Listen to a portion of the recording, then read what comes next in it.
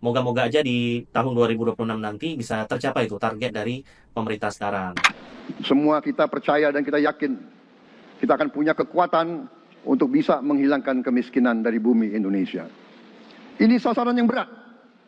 Bahkan banyak yang mengatakan bahwa ini sesuatu yang tidak mungkin. Bangsa yang berani adalah bangsa yang bisa bikin yang tidak mungkin menjadi mungkin. Kita juga sama-sama tahu upaya memberantas kemiskinan itu kan nggak cukup ya dari pemerintah pusat aja dan pemerintah daerah juga, tapi juga perlu kontribusi dari desa gitu. Nah, sekarang gimana caranya nih? Kita kembali lagi ya Sobat Desa untuk bahas fokus penggunaan dana desa tahun 2025 sesuai Peraturan Menteri Desa Nomor 2 Tahun 2024. Saya sarankan Sobat Desa bisa luangkan waktu untuk nonton sampai habis ya, karena nanti di akhir video ini akan ada simulasi penganggarannya. Ya, kali ini kita akan kupas tuntas tentang penggunaan dana desa untuk penanganan kemiskinan ekstrim. Ibu berdiri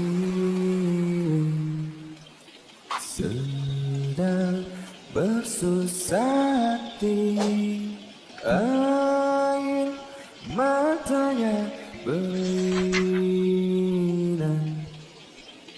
mas intanya terkenal.